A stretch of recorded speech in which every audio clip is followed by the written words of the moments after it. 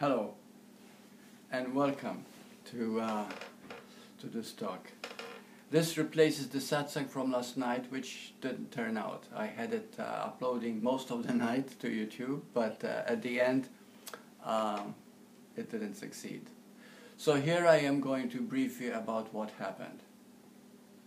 Now the topic today is going to be focused on open focus. And this is not really a method, it's a way of getting to know what Bhagavan is really saying in this verse number 4. This is 90.4. Now the verse of Bhagavan, it goes like this. If the self be with form, God and the world will be also. If one be formless oneself, how and by whom can their forms be seen? Can there be sight without eyes? The self, capital S, is the I, the limitless I. Okay, so Bhagavan Ramana Maharshi is really saying here very briefly that in truth there is no form, but we can only see that when we develop or unfold our spiritual eyes. And how do we do that? By using the form that I'm going to introduce in a few moments, called open focus. Okay. First, I'd like to talk about the body because that's the verse of Bhagavan Ramana Maharshi. Now, the body has many layers. In the beginning, the body is seen to be just physical, coarse physical body. But in truth, it's made up of 100 trillion cells which are densified into solid form, and that we can experience with our senses. The most important part, the vital part of the body is called, the second one is called the emotional body. And this is all sensations are experienced here, all deeper feelings and all feelings are experienced in the emotional body. Now the emotional body is the most important part of us, and the reason we are born human is because it is through the evolution of emotion that we get to know who we truly are. So in fact, being born human is really quite a blessing. And after all, we did want to be born human, whether we know it or not. The emotional body is the catalyst for everything that has happened in the world. Now it's divided into great polarity, negative and positive. And so initially, in our first dimensions, which I'll talk about it in a little while, it was completely negative because we looked at what we didn't want. You see, that was the evolution of the emotions. And then eventually they came to the present moment in which we happen to be in the dimension of the fifth dimension, and we are focusing more on what we want rather than what we don't want. But anyway, we'll leave the emotional body for now, and then the emotions lead to the psychic body. The psychic body is when we develop greater senses of seeing, hearing, touching, feeling, seeing, etc., etc. And then we move into consciousness and realize that the body is really consciousness itself, appearing as real. And then, of course, the highest form of all is called pure awareness, but then there is no body there. There is just source energy. Okay, so let's talk about how the evolution came. According to how the body evolves, we find that the earth evolves and vice versa. You know, initially we lived from the third dimension. The third dimension was not only extremely linear, good and bad, right and wrong, black and white, but also it took everything literally, and it focused totally on what it doesn't want rather than what it wants. So in the third dimension we experience tremendous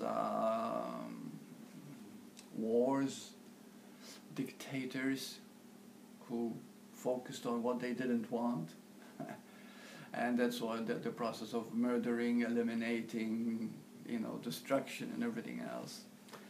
And also taking everything literally. For example, we find that the Bible is full of parables and stories because the mind wasn't ready yet to adapt to new thought. You see, what evolves is thought. Thought is what evolves. But we keep on hanging on to the old regime, to the old tradition, the old religion, and so we remain on the third dimension because we cannot adapt to the new thought. And after all, what evolves is thought. Okay, so in the third dimension also, we gravitated towards everything being literal. The Bible, God was jealous. God was a punishing God, and so we feared God, and God was always someone outside of us, someone we prayed to, and someone who we looked up to. The Bible says, for example, the earth was created in 7 days, and we took that literally. So anyway, on and on and on and on. Then in the 60s, we began to develop more of the emotional body. So we entered the fourth dimension, which is really the emotional body at this point. And we started getting in touch with our bodies.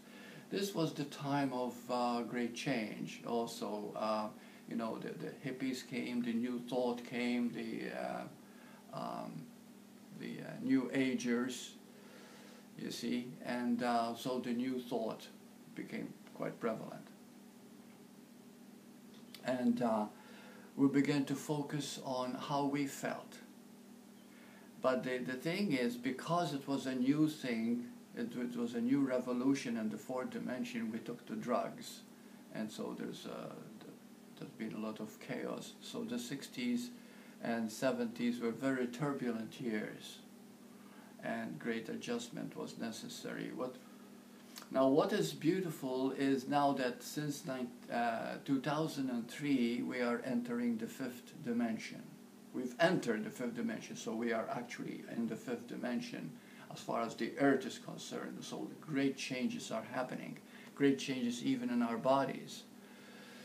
Although the rest of humanity, the world at large, is still mostly on the third dimension still. So the great change is this, that now, in the beginning, we focused on what we didn't want. Now we're focusing on what we want. You see, in the beginning, for example, even our parents told us, you should be ashamed of yourself. Don't you feel guilty for doing this? Etc., etc. So we focused on what we didn't want. Now we're focusing on what we want, and what we want is love. Love is the only thing that brings positive change. And in the fifth dimension, according to Dolores Cannon, she's a woman who I highly love and respect, and she did a lot of research. She's the one that stated that the fifth dimension started in the year 2003. And this is when a lot of changes started happening. The law of attraction, Course in Miracles, and all this started us moving deeper and deeper and deeper.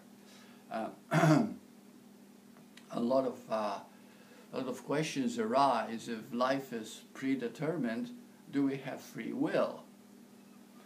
And the two are combined in the fifth dimension. Yes, we do have free will. We can choose between love or fear, but ultimately we find that the choice is towards that which we want. And what we want is aligned with Source, because we are one. There is no separation. We're not separate from Source. Source is love. Source is all there is. In fact, it's Source, God. And we are one with that.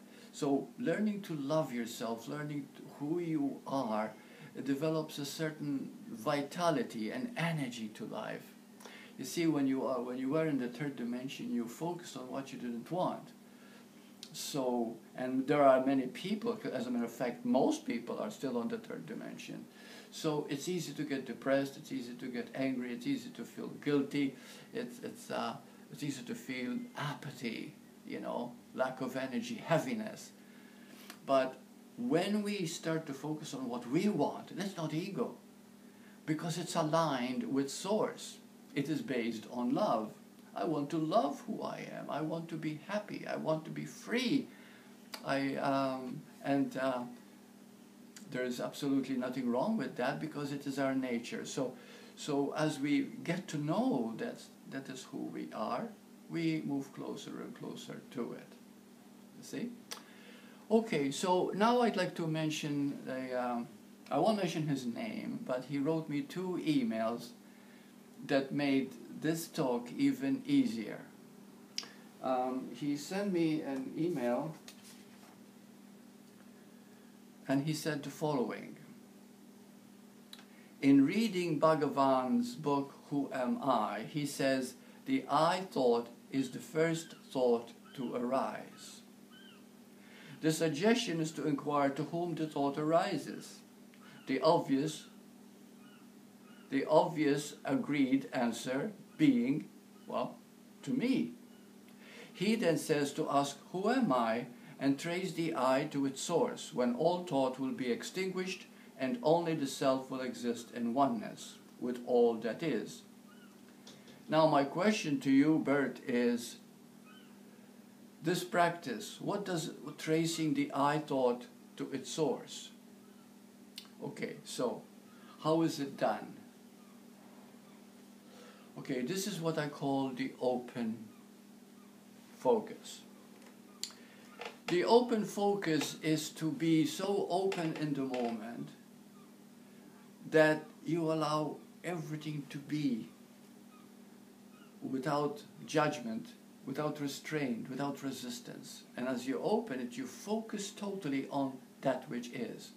So as I remain myself right now, I am aware of the gravity of my body, my seat against the chair, my back against it, moving my hands, breathing, even feeling warm, and the weather is getting nicer, sunnier. I didn't even put any lights on. Anyway, I'm going to lose my point here. And so we're in touch with everything that is going on, but totally here and totally now. Okay. Now you'll find that the question arises is, who is this, all this is happening to? It is happening to me, the I. The I is the one thing that stands out most in you. So at this point, you become very aware of me, the I. Now how do we trace it back to its source? So you trace it back to its source by bringing it all in the moment. Okay, so when is it happening? It is happening now. Okay, this moment. But now, try to grab this moment. Grab it. Where is it? Nowhere. This moment, which is the only real thing we have, which is the truth itself, the moment we try to stop it, the moment we try to grab it, we try to hang on to it, we find it's not there at all. It is nowhere. And yet, it is all there is. Because this moment is timeless. It has no beginning. Was there ever a time when now was not? When this moment was not? Is there a time when now this moment is not? You see? So therefore there is no exit to this moment. And yet when you try to hold on to it, you find there's nothing there. Are you open enough to be totally focused on this nothingness? See, because when you allow this nothingness, it is only nothingness to the body. It is only nothingness to the mind. Okay? Which in truth it is no thing. But we'll also find that everything that is manifest, everything that is appearing, came from nothing. And when we go into nothing and the mind is totally nothing at the moment, totally here, totally now, we will find that all the things we wanted, love, happiness, joy, peace, freedom, are this nothing itself. Let me give you what he wrote again about an experience he had. He said, I will share with you an experience I had in 2010. With no previous orientation or guidance from anybody, including any books, I felt the need to be in silence. Then with eyes closed, having previously felt rather than reasoned that my content at the stage should be blank, devoid of memory, not related to future, to images, sounds, thoughts or feelings. In a sitting position in my room, I did this. The darkness deepened, and it felt like I was falling down an endless pit in waves. But this pit seemed endless, and there was ecstasy accompanying the experience. I tried this several more times during the couple of months or so with similar results. It left me with peace and sense of freedom from fear, apprehension, such as I had never known before. I had practiced Hatha Yoga between 12 and 19 years of age, and it did bring well-being, but nothing like the experiences described at the beginning of this paragraph. Subsequently, the experiences repeated themselves spontaneously with my eyes open and with no attempt or effort or any sort on my behalf. This lasted till about April 2011, and then has suddenly stopped through the peaceful feeling, though the peaceful feeling still prevails most of the time, as if I cannot be touched in ways I could be before the experiences. But Bert, I trust you and your judgment and experiences. And so, at the risk of overburdening you with questions, you're not. I would ask you, what would you say from the description alone happened? Is there anything I should do in this regard at this stage, aside from just accepting that whatever has to happen will do if it has to? Well, first of all, you have a lot of wisdom. And what you've experienced is very beautiful, because you've entered the pure state of pure awareness. What usually happens is that we go through changes. Maybe there was some unresolved issue that you needed to look at. Maybe there was something that came on that you tried to control. So it's could be many things that brought you back to the point where you're not experiencing the same depth. But you haven't lost it. What is happening now is that whenever something seems to be a block, there's nothing wrong with that. It is simply a lesson that we need to look at. It is something that we need to look at. So keep on focusing on open focus. And whatever happens, allow. See, when we talk about allow, people are often think of it as a passive thing, non-action. No. Allowing is full of action, is full of aliveness, is full of energy. Because what you're allowing is allowing what you want to happen. You see, what you want is freedom, what you want is love, what you want is happiness, what you want is who you really are, the highest that you can ever be, that potential. That you can only do by allowing it and seeing it already as it is. Whenever something happens, you don't see it as something bad. but it's an emotion, it's a feeling that somehow or other we need to look at to transcend through open focus.